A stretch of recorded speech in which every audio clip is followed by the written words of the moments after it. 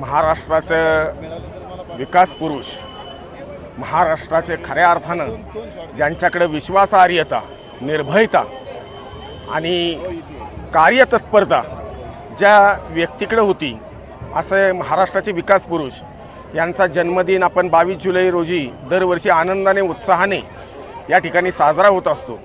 पुण्यापासून जी cycle rally निघते ती बारामतीला पोहोचते आणि त्या मधल्या दरम्यान समस्त जेजुरीकर आम्ही सर्व आनंदाने आणि उत्साहाने दरवर्षी त्या रॅलीचं स्वागत करत असतो।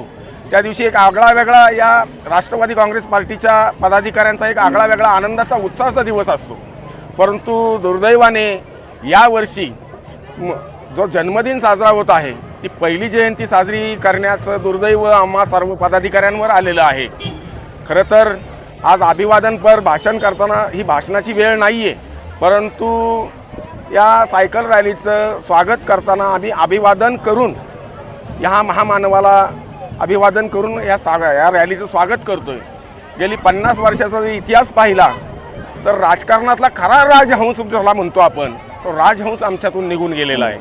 शिवशाहू फुले आंबेडकरांचे रोख आणि ठोक विचार मांडणारा महाराष्ट्राचा पहिला नेता आमच्यातून निघून गेलेला आहे। त्यामुळं या चळवळीला आता कोणी वाली आहे का नाही असं आमच्यासारख्या रस्त्यावर उतरणाऱ्या, चळवळ राबवणाऱ्या कार्यकर्त्यांना वाटतं, कारण आमचा आधार आज हरपलेल्यासारखा आम्हाला वाटतोय।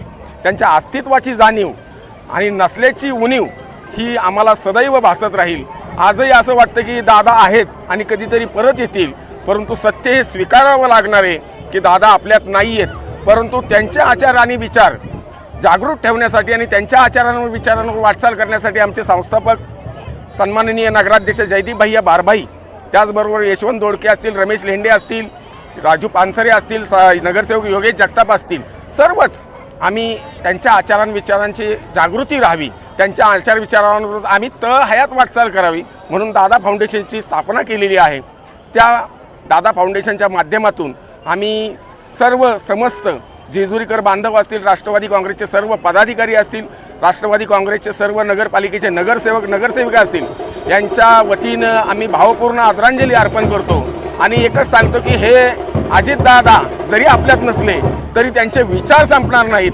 त्यांनी आम्हाला दिलेली जी शिकवण आहे निर्भयतेची, कार्यतत्परतेची, एक जबाबदार कार्यकर्ता कसा असावा, सर्वसामान्यांमधून जाऊन त्यांनी काम कसं करावं, सर्वसामान्य लोकांची नाळ कशी जोडावी, हे त्याची शिकवण दिलेली आहे। ती शिकवण आम्ही अबाधित ठेवण्याचा प्रयत्न करू, कारण अजितदादा हे गावच्या मातीतून आणि शेतीच्या बांधावून तयार झालेलं नेतृत्व होतं। त्यामुळं आम्ही त्यांच्या आचारांविचारांवर सदैव वाटचाल करीत राहू हीच ग्वाही देतो आणि पुन्हा एकदा सर्वांच्या वतीने अभिवादन करतो। धन्यवाद।